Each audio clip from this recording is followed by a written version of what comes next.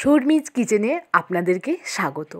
আমি আজ একটা নতুন রান্না নিয়ে আবারও আপনাদের সামনে চলে এসেছি। একটা হেলদি টিফিন, তালের শাঁসের বড়া। চলুন দেখে নিই কীভাবে বানানো যায় এই তালের শাঁসের বড়া।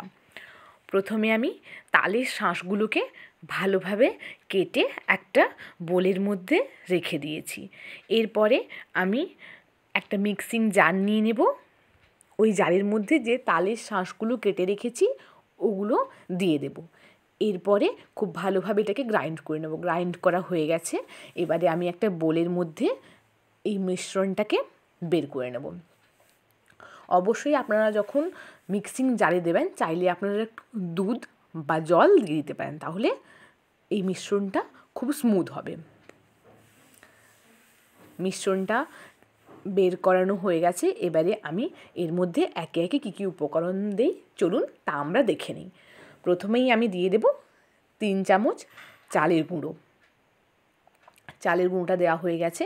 এবারে আমি এর মধ্যে 2 চামচ পরিমাণ দিয়ে দেব ময়দা। ময়দাটা দেওয়া হয়ে গেছে। এবারে আমি এর মধ্যে নারকোলের কোড়া দিয়ে দেব 1 চামচ। যেহেতু আমি এটা বলেছি হেলদি টিফিন বানাচ্ছি, তাই আমি এর মধ্যে চিনি দেব না। আমি এর মধ্যে সুগার ফ্রি গুঁড়ো দিয়ে দেবো আর এলাচের দানা একটু দিয়ে মিক্সড করে নেব।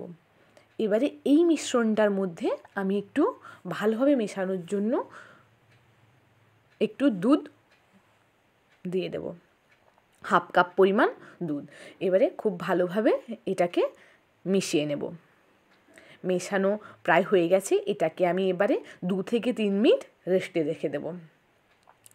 এরপরে এর মধ্যে আমি একটু সুজি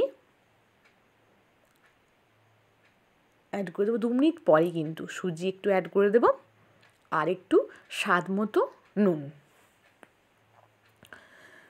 এটাকে দিয়ে ভালোভাবে মাখিয়ে নিয়ে, যেহেতু আমি সুজিটা দিলাম তাই এটাকে ভালো মতো মিশ্রণটাকে যাতে সুজিটা ফুলে ওঠে ওই জন্য আমি আবারও 2 মিনিট রেস্টে রেখে দেবো।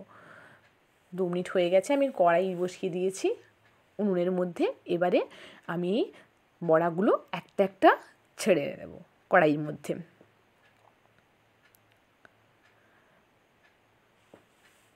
সবসময় এটা ভাজার সময় আপনারা ফ্লেমটা কিন্তু মিডিয়াম রাখবেন, হাই রাখবেন না, তাহলে তাড়াতাড়ি ভাজা হয়ে যাবে কিন্তু ভেতরটা কাঁচা থেকে যাবে। এক পিঠ ভাজা হয়ে গেছে, আমি উল্টে নিয়েছি। দেখুন প্রায় এটা আমার ভাজা হয়েই এসছে। এবারে আমি এটাকে তুলে নেব। এইভাবে আমি বাকি সবগুলো বড়া ভেজে নেব। দেখুন কমপ্লিট হয়ে গেছে আমাদের তালের শাঁসের বড়া, সম্পূর্ণ নতুন একটা রান্না।